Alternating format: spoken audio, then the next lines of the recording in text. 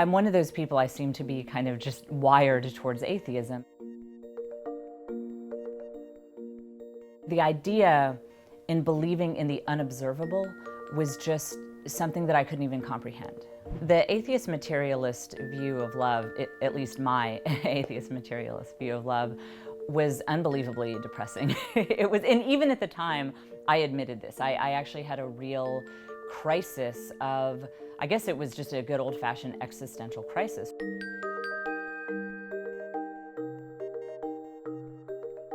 I had had a moment that made me reject atheism and made me believe that there was something else out there, that love that I had experienced with my newborn child had a source.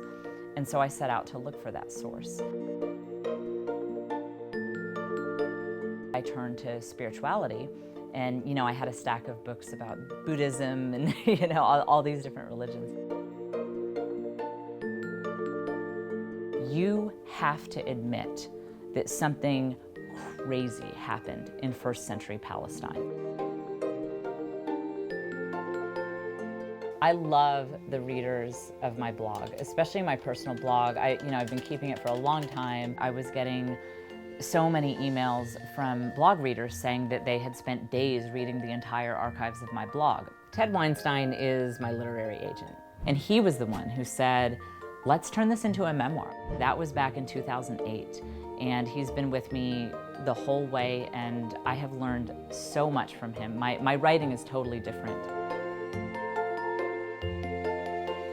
I can't imagine what God's will is for this book. I just want people to say, that was a good read.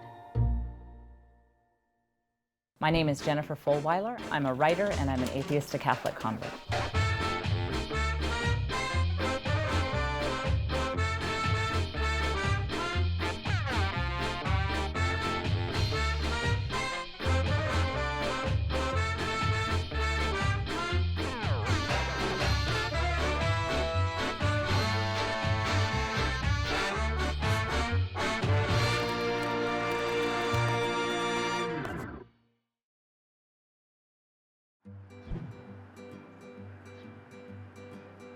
What's in the mystery can? So this is a nice pony. We're supposed to write 5 clues so that your class can guess what's in here. What are some of the clues? The experience of having kids is, has been mind-blowing for me. Growing up as an only child for a long time, I didn't even think I wanted to have kids, and each one of them is just, a mystery to me. They're just so interesting and hilarious. And what are some good clues that we could write? I defeated the dragon with all my love. I defeated the dragon with all my love. Oh, people are definitely going to know that's a pony when you say that. Do the other children, does it seem like their mommies write the mystery can questions, or does it seem like the children do? No, mommies. I defeated the dragon with all my love. How about something like, I have 4 legs? Maybe, yeah, just kind of something basic. All right, give me 5. We did the mystery can questions. People talk about the challenges of having 5 little kids, but it's nothing compared to just the joy of being surrounded by these awesome, interesting, crazy little people. I mean, it's never a dull moment. I'm going to make sure that the big kids are actually getting up. Right. Is Kate waking up too? Yeah. Is she? No, she's not waking up. You wanna wake up? Lonely. Hey girls, how about quesadillas in your lunch? We have lots of food allergies in your classes, so we have to make sure that we don't do PBJs or anything that the peanut allergy people are allergic to. Quesadilla, okay. Mommy. Uh-huh. The one that has peanut allergies can't make it. Oh, well, I don't think we know that, Lucy, so we'll just have to go ahead and not put peanut butter in your lunch. Growing up, I had a really great family life. I was an only child, and we actually moved around a lot. I moved, I think, 15 times before I was 15 For me, that worked for me. I was always kind of more of an introverted person, and that's actually where I developed my love of writing, is when we'd be in a new city and it took me a while to make friends, I would just spend hours and hours just doing my writing. My dad is a super interesting guy. He was actually in Special Forces, a Green Beret back in the 60s when they did some really crazy stuff. And he went on to be an engineer. And religiously, he is not a believer, and that's something that we kind of shared growing up. But he didn't raise me as much, to be an atheist per se, as he did just teach me to seek truth and question assumptions. And he probably thinks it's ironic that it was those lessons that he taught me that actually led me to Catholicism.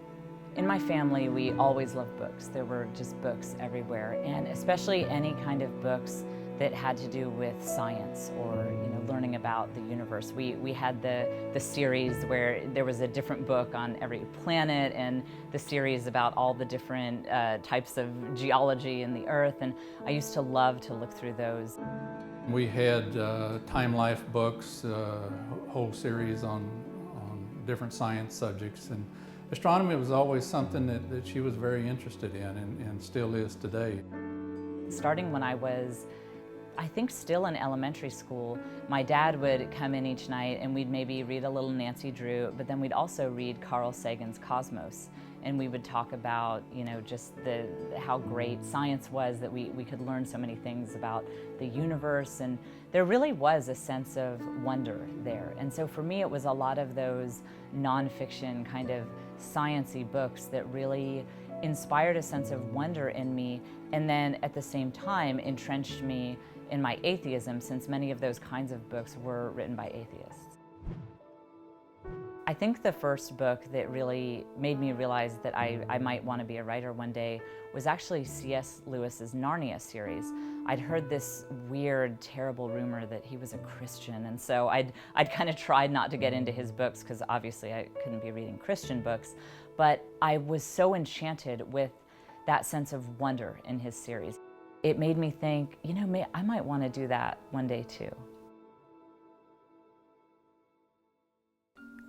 The reason that Christianity seemed so nonsensical to me was that I was very much an atheist materialist, meaning I believed what we could observe and what we could touch and feel and smell, and so I needed to see concrete evidence, the kind that you could demonstrate in a laboratory, before I would believe something.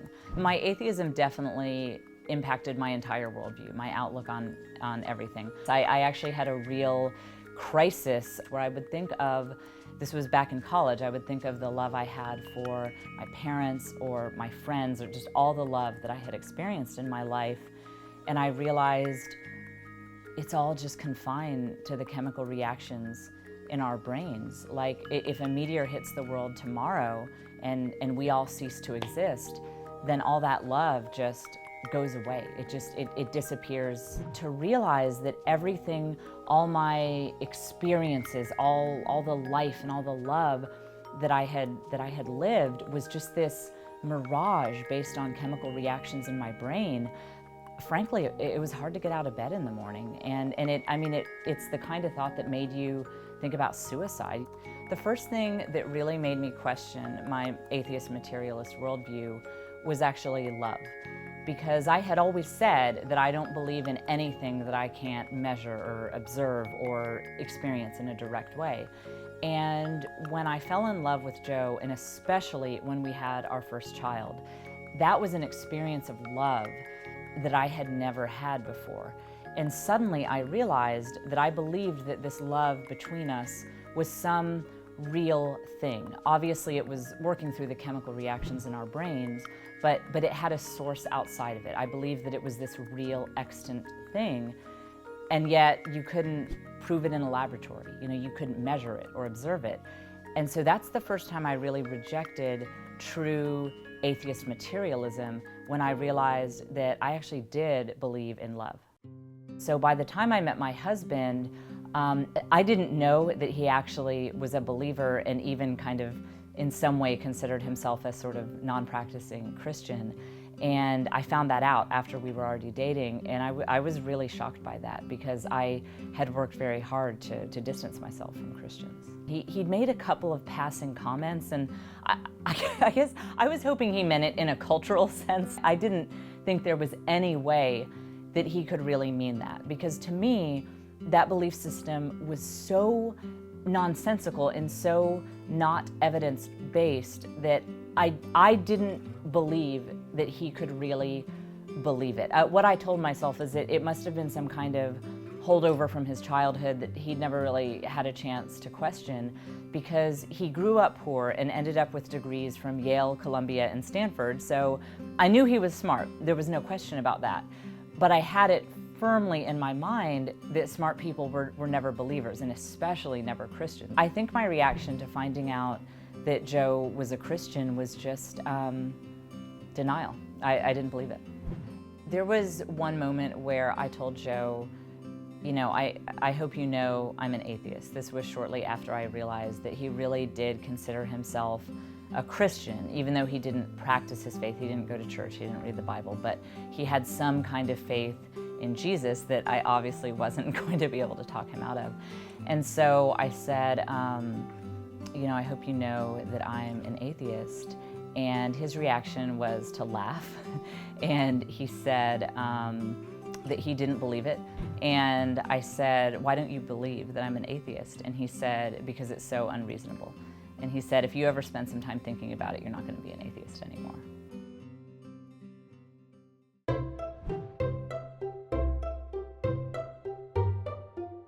So I was an only child, and I was raised by a single mother.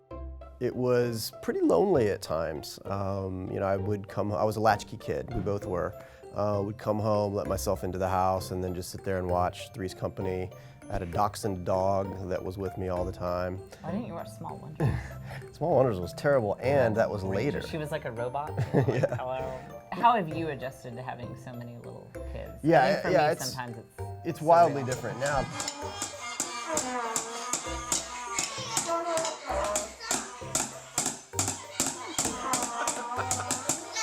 Are you enjoying this, Jen?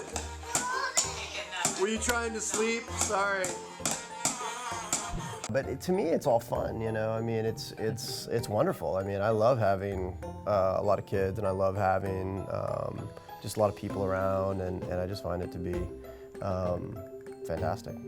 Hey Joe, a blog reader emailed me today to say that it goes by so fast, these years with young children.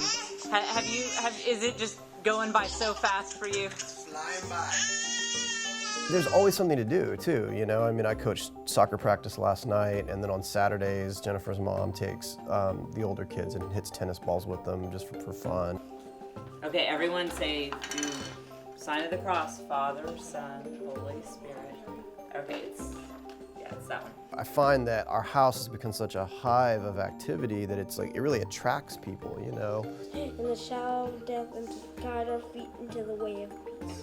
Amen. Let's say a quick glory be. Glory be to the Father, and to the Son, and Wait, to the Holy actually, let's say this one. Glory Okay. to the Father, and to the Son, to the Holy Spirit, as it was in the beginning, is now, and ever shall be, and will be forever. Amen. All right, cross yourselves, everyone. I turned to spirituality, and you know, I had a stack of books about Buddhism and you know, all these different religions.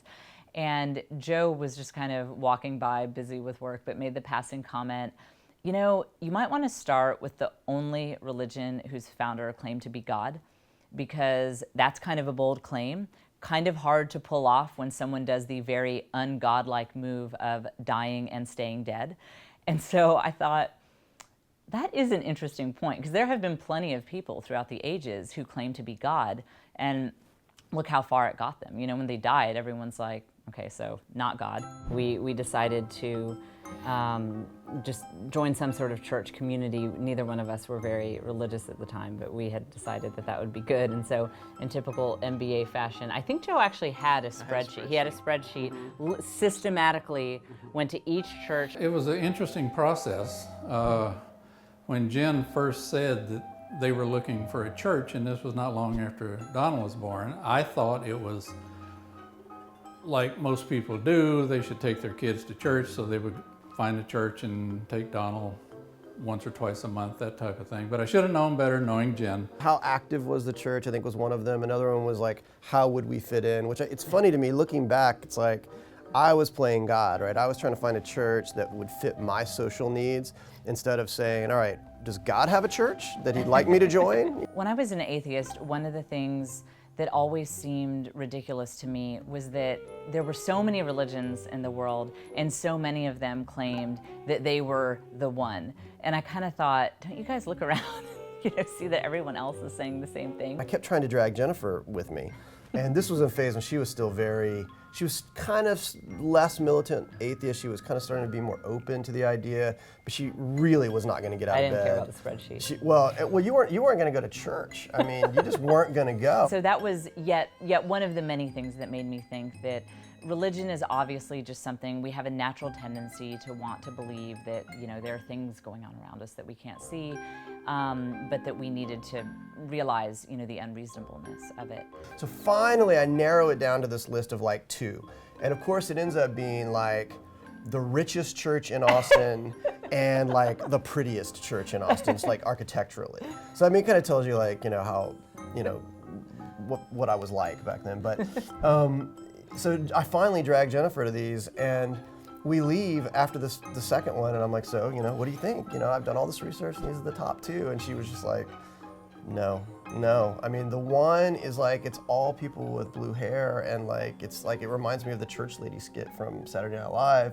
And the other one is like so snooty, like I'm afraid I'm gonna back into someone's Jaguar and have to get sued. Like, well, we drove a Jaguar, so. Well, I know, but yeah. That'd really be nice. Nice. 2 Jaguars. Right.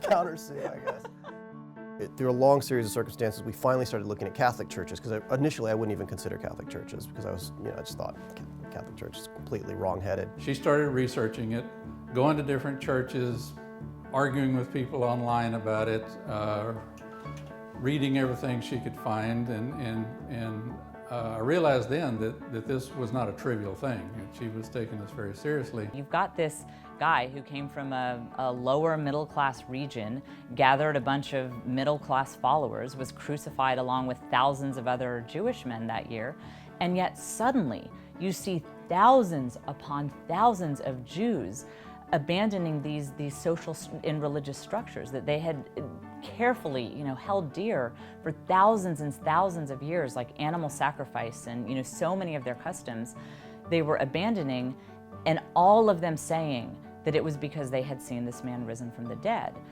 And at the time, I wasn't sure if I could believe that. That was a lot to bite off for someone who had been a lifelong atheist. But we finally went to a Catholic church, and as soon as we walked in, there were all these babies, and all these young people. I mean, by young, I mean there were 10-year-olds, there were 15-year-olds, there were 20-year-olds, 25-year-olds.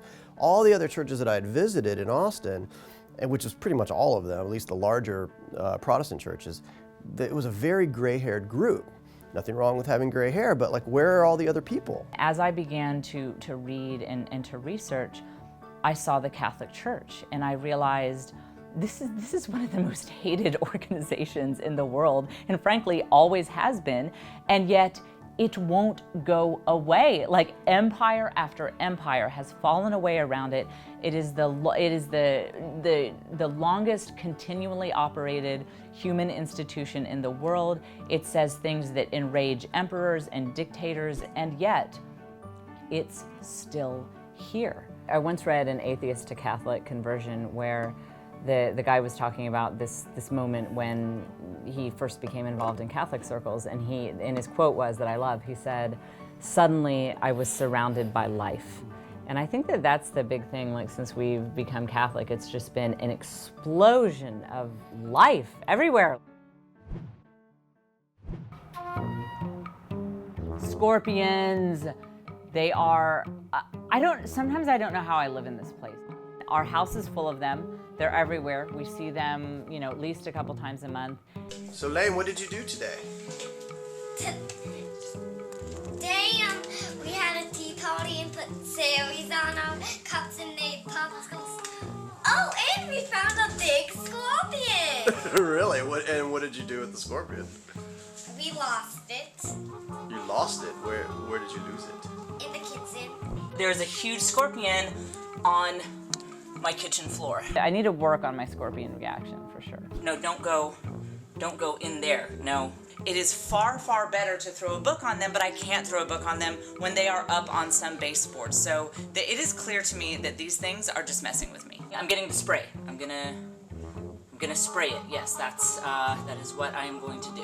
When you live in Texas, you have a wide variety of horrible insect-killing devices, and so it's kind of like having a bar. You know, which one am I going to choose? Ah!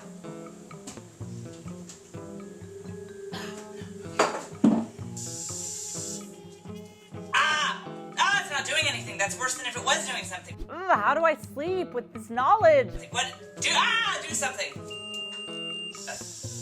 My dinner is ready.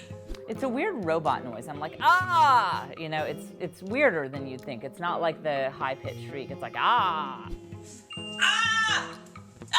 Like, I wish I could have a better shriek, more like, oh my, like something ladylike, but instead, like, I don't know, I sound like weird Frankenstein. And now, thanks to my scorpion killing attempts, I have burned dinner and the smoke detector is going off. Welcome to my life.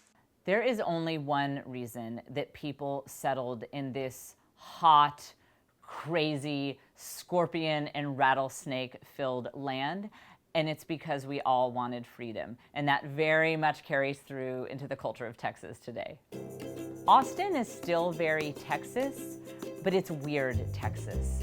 Other cities in Texas like Austin, but Austin is kind of like the crazy hippie dreadlocked cousin compared to like Dallas or Houston.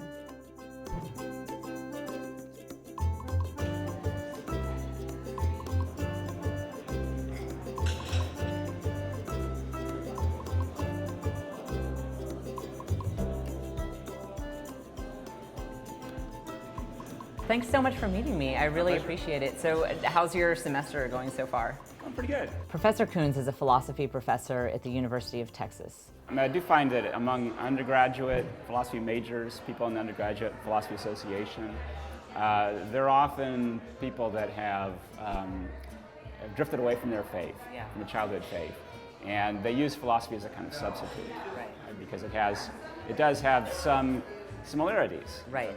It feeds that hunger for the transcendent. Right, exactly. I was pretty settled that objective truth cannot be known, so I thought, what is the purpose of philosophy? If it's all just kind of opinions about things that none of us can ever know, I personally didn't see the purpose of it, and I feel like you see that in our culture, that people have lost an understanding of why philosophy matters. Professor Coons has this great apologetic series that's become pretty well known here in Austin, where he goes to various parishes or UT campus, and he offers a series of classes that just kind of give people an informal knowledge of the faith from all different aspects. Like why is faith perfectly compatible with reason? Faith and reason, support each other. Right.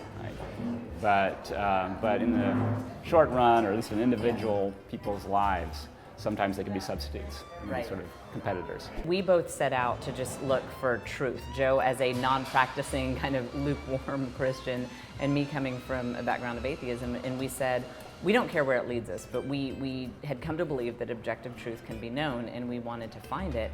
And what we found in Christianity, specifically Catholicism, was we were both kind of stunned when we realized this is the most reasonable belief system in the world, that it's more reasonable than atheism and than anything else we'd encountered. And we were both kind of shocked because we had all those old stereotypes. We were like, Catholicism? Really? Yeah, really. Yeah, no, exactly. In the past, he's asked me to be a guest speaker at some of these events, and that's how I first got to know him. There were people who weren't fully bought in to what the church teaches, because I actually got confronted afterwards. If you go into apologetics, this kind of gets into a bigger question, thinking that it's sort of like Greco-Roman wrestling, In other words, you just got to get the other guy to say uncle. It can be very frustrating because they never have to say uncle. They can always find a way out of any given move. So the answer really has to be, look, I can offer you what are sort of divine invitations to believe. Right. Here's some things that if you're really open to it and you think about, they can lead to a perfectly reasonable belief. But you know, if you're not open to it, then probably better things to do. I think I can explain pretty well the reasons that I found compelling that converted. I mean, that in fact, it's something that I think frustrates my literary agent, that I don't have an emotional conversion. So writing about it is kind of like, I read these books and I found the following bullet points compelling. I mean, I could have written my entire memoir in bullet points. If you're just putting up something on the internet, right, and bam, you know, all kinds of people are going to respond in a really hostile way. But if you're in a conversation, or even if you're giving a talk to people, I find that there isn't that much personal hostility directed to me, typically. Oh, interesting. Okay. Undersell what you're doing, but provide lots and lots of evidence, right? Okay. And there's always a temptation to do the other way around, right? To sort of say, look, I'm now going to prove God's existence beyond all reasonable doubt, right? Now. Or here's the evidence of resurrection. Look, if this doesn't convince you, you're just an idiot, right? And that will cause hostility, right? Because people feel threatened now. Right. You know, you're coming at them with this kind of apologetics machine that's going to run them over, right? Well, and that's the attitude you were talking about winning. It's about me personally beating you. Right, yeah, which is, exactly. that's not going to get you anywhere. Exactly right. Well, I'm looking forward to the talk. I hope it goes well. I hope I'm able to hang in the college environment. Yeah.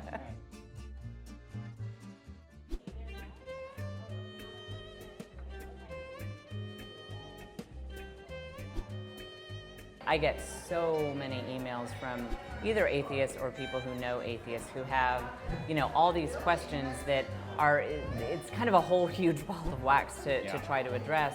And I think the most common one that I get, though, is the question from people who are non-believers. They say, what do you do about the fact that there is no evidence in the same way that there would be scientific evidence? Like, we believe that this table is here because we can observe it, we can see it. And I think that some people who were raised in very rationalist or maybe just materialist environments, they really rely on their five senses, on what we can observe and touch and smell and know. What do you say to that question of where's the evidence? And so I believe there is plenty of evidence, right? I mean, Paul talks about this in Romans 1, that God's divine nature is manifest or evident, right, in what he's made, in the creation. So the whole creation, in a certain sense, is evidence. Right. Each one of us is evidence, right? Yeah. You can't expect it to be testable in the same way, repeatable, right? You know, it's like, okay, God, you did this creation, now do another one for us, right? Yeah. I mean, it doesn't work that way. He's not right? a wish-granting genie. Right, exactly. So now, in dealing with God, we're talking about somebody who is, you know, infinitely smarter than us, far more powerful than us, right? And so to imagine that the same kind of techniques are going to work, right? And that he's going to be observable. I mean, what exactly would that mean? Soren Kierkegaard, the Danish thinker, one time says, you know what, you could expect to see some really big bird with bright feathers, and there's God. I mean, that wouldn't help, right? That wouldn't give you God. So what one has to do then is one has to realize, okay, so the scientific methods, right, that we develop these other fields are just not going to be the appropriate thing to apply to knowing God. I mean, I can give you an argument that tries to show that there has to be a first cause, and it's uncaused, and it has to be infinite. And you can just say, okay, well, I don't believe there's any cause at all. Knowing God has all kinds of moral and existential implications, right? So God doesn't want to just satisfy our idle curiosity that he's there. He wants a relationship with us that transforms us. Right. And if you're not willing to have that kind of relationship, he's not going to intrude on you. He's amazingly respectful of our free will. Right? That's the kind of the astonishing thing, given how powerful he is. I always love every now and then just getting that. It's like an intellectual refill, you know, to hang out with someone who is like, you know, 10 times smarter than I am, and just get their takes on things. Thanks for agreeing to help. Yeah, well, and thank you so much for meeting me. I really appreciate your advice about reaching out. I mean, you're someone I've always admired by your ability to have these dialogues with people from all different perspectives and just be calm and have great, interesting discussions. And so I really appreciate that advice too. It was really just a nice, you know, coffee and philosophizing session. So I really feel kind of energized and, you know, all the more equipped to go out and defend the faith.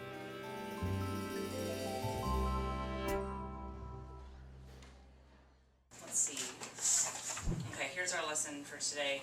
Donald, I'll spell the word dollar for you, since you'll need to know that for what you're writing.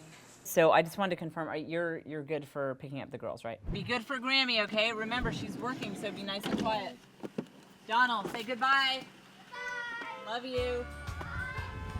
Okay, now we're gonna hoof it on over to Yaya's to drop the baby off. My mother-in-law is, she's someone that people don't soon forget after they meet her. She grew up very, very poor in East Texas and has just fought tooth and nail for everything she has in life. And so she is just a very typical tough Texas woman. And she's one of those people who is always entertaining, and you just kind of never know what she's gonna say next, truly. I've been thinking about calling protective services so that they'll forbid the kids from coming over here. Then that way, You'll call CPS on yourself? yeah, CPS will say, okay, you can't keep these kids anymore. I won't be allowed to drop them off, the cops will come. That's right.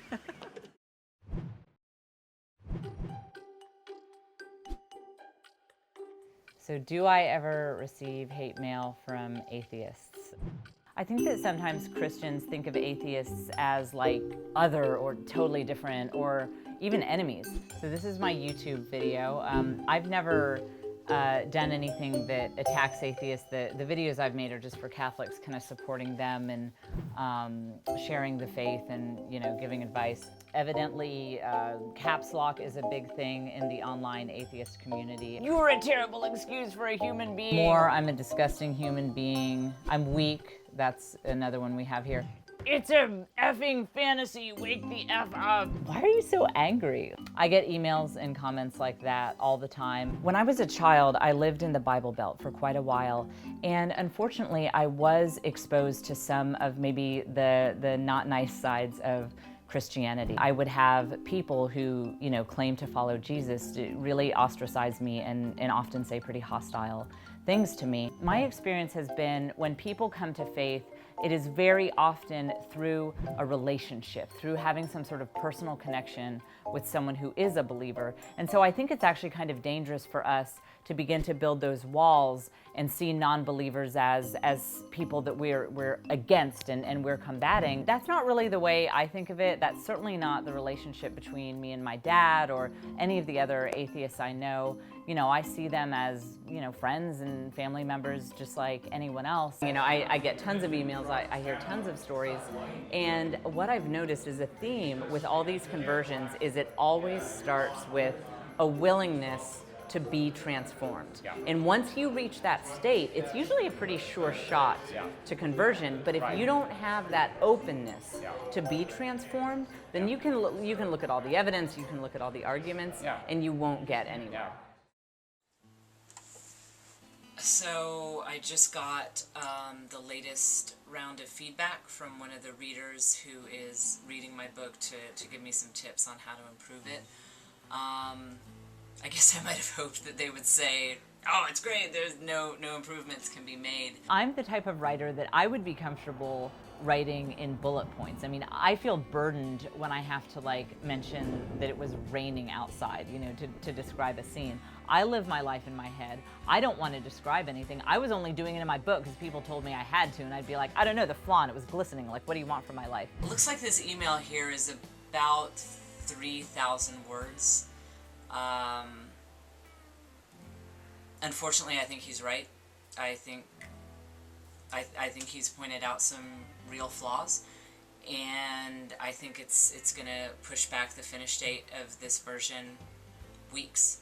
But you know, it's important with these things. We have to trust in God's time and turn it over to the Holy Spirit, and just pray that, you know, the book will be done, you know, when it's God's will for it to be done. So it's important to remember that. One of the things I really want to do with this book is, I remember when I had first converted, I was looking for some books that would kind of speak to me as someone with a background of complete non-belief who was just now becoming Catholic.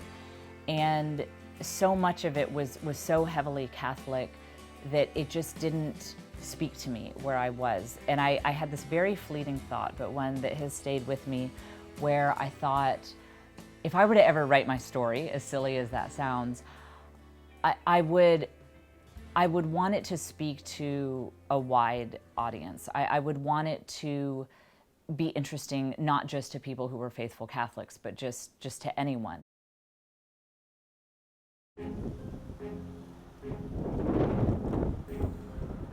Hey, you got rained on. Yeah, I thought you were going to the observatory. What time is it?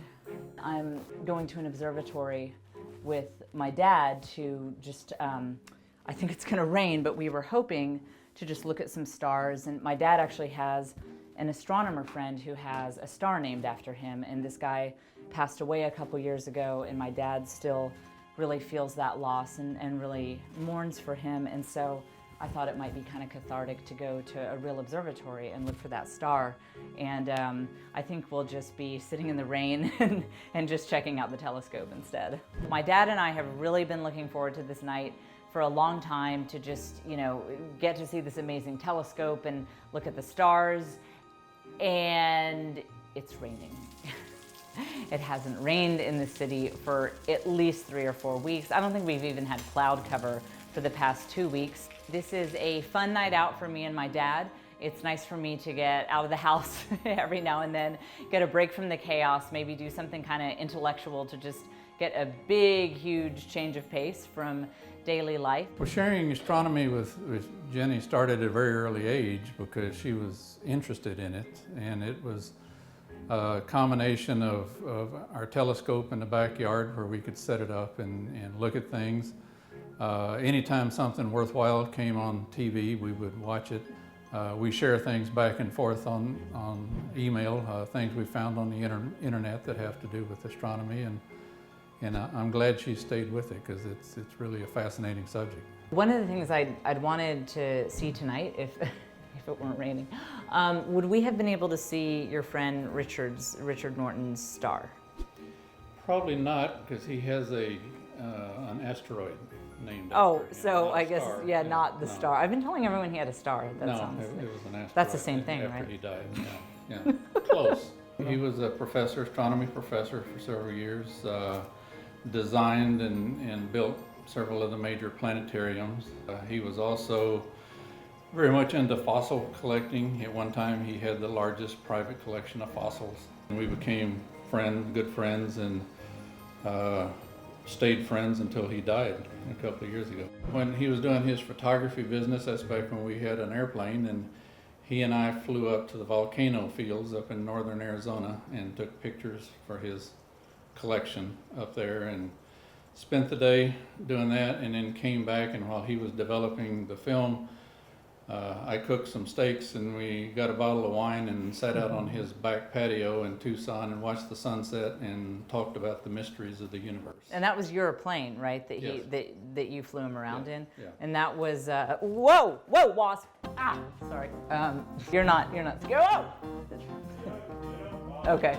He's a real Texan. I'm a fraud. Sometimes I don't know how I live in this place. I mean, I have to think that when my ancestors came here in like 1840, they were from Illinois and Kentucky, and like they'd seen the flyers of like the new land of Tejas, come down here, and it's on you. It was on you. So. We got anything we can swat it with? Oh, here we go. Okay. Oh gosh. I have to think they got down here and were like, what is this? Like they're rattlesnakes and like scorpions, and like we all have heat stroke, and it's like 105 degrees.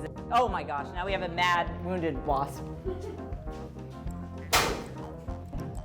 Ah! Hang on.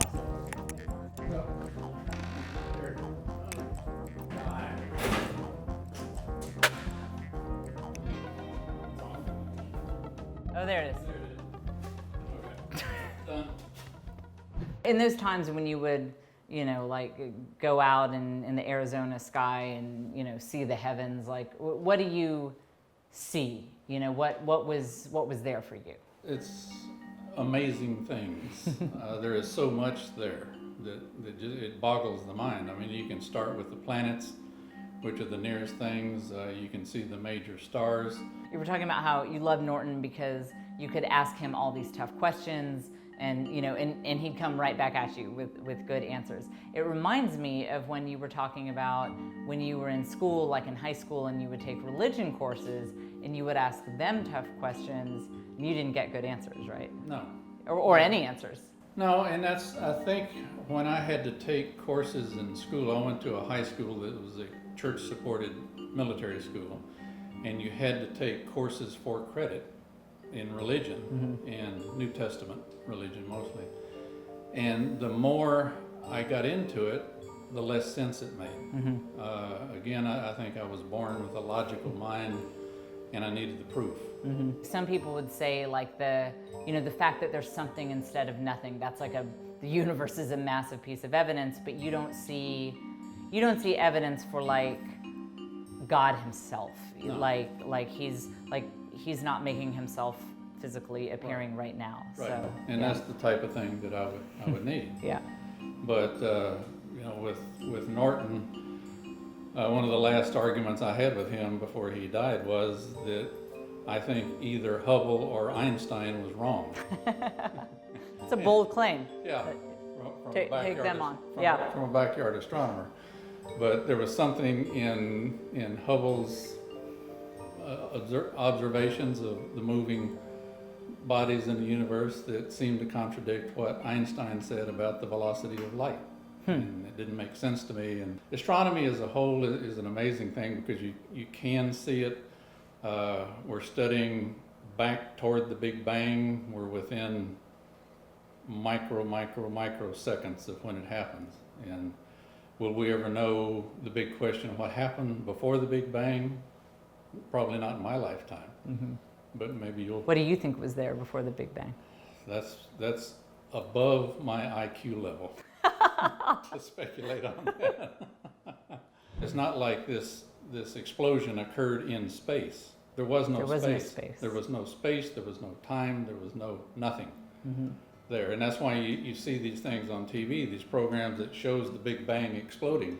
Yeah. Well, you wouldn't have seen that because there was no Because there was nothing. There was no place to stand off and watch it. That messes with your mind that It like does. nothing existed. And when you think of nothing, you think of blank space. But no, there wasn't no space. blank space. Yeah. There was nothing. Yeah. That's what, a lot of people have said that's where the philosophers come in. Yeah. That's where science leaves off and philosophy comes But in. if you look at it, there's a lot of Genesis that follows astronomy. Let there be light. Let there be it was light. photons. Yeah, there was the could have been the Big Bang. The Earth formed out of nothing. Well, that was the accretion from the dust clouds Right. and stuff. So there's a lot of similarity, and I often wonder, how did they know that? Where did they get this idea from? I know. So they didn't have good telescopes back in Right. those days. Right, and they couldn't measure the radio waves Yeah. that were at the same frequency. And I know, yeah. When I read Genesis for the first time, as an adult, that I'd really thought about it. I read that too, and for whatever reason, I had actually just read that that they think it was mostly photons that were there in early in the Big Bang. And then I opened Genesis, and God says there was nothing, and then God says, "Let there be light." So do you think there's life on other planets? Well, I think there's probably life of some form somewhere, just because there are billions of galaxies. Each galaxy has billions of stars. We're finding planets by the hundreds recently. I think just the odds are that since everything in the universe has the same chemistry that we have in our solar system on the Earth, somewhere out there's a planet that's in the right place, away from its star, so it's not too hot, not too cold, and there probably is some other galaxies. Who knows if there's somebody out there sending a signal that's strong enough. But I think we should keep listening. We have several places. The Arecibo telescope in Puerto Rico listens for stuff like that. Yeah. And it has to be frustrating for the people that really believe in it, and they're listening, and everybody's laughing at them, and nobody wants to fund them, and everything. But yeah, sooner or later, maybe. Maybe, yeah. Well, thanks so much for meeting me out here. Yes, it was fun. And yeah, we'll try it again soon. No, it's been a great night. This has been very interesting. I wish the clouds had held off a little longer and we could have seen some things, but still, I'm impressed just looking at this telescope.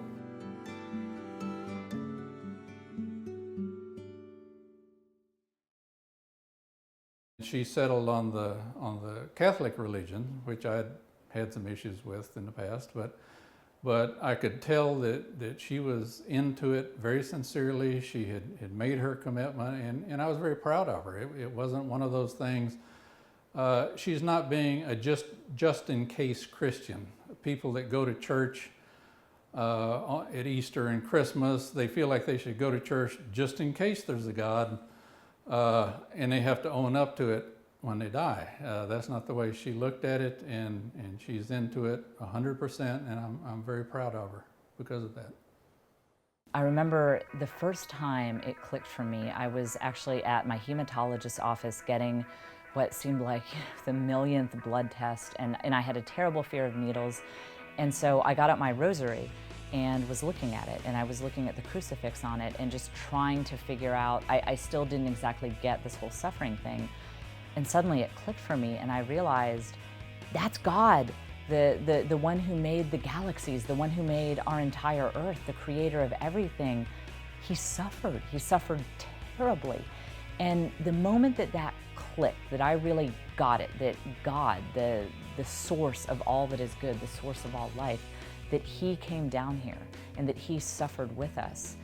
Suddenly I could let go of that confining worldview where suffering was the worst evil and that you had to spend your entire life running away from it. And suddenly I could accept it. And it didn't mean that I liked suffering, nobody likes suffering, but suddenly I saw it as redemptive. I saw that suffering could be a love-generating act, just like it was on the cross. And that was a profoundly life-changing moment for me.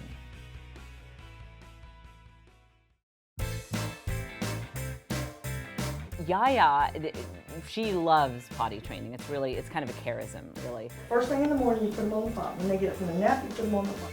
Well, how do you get them to stay on the pot? I mean, She does. Headed to Abby Johnson's house. She actually lives just a few miles away from me. You know, I've never seen God in a real way, like in a visual way, but I feel like I have seen evil.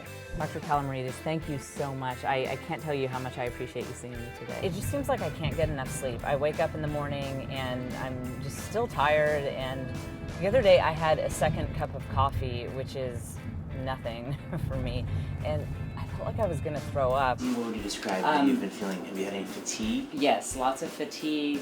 So, we're pregnant.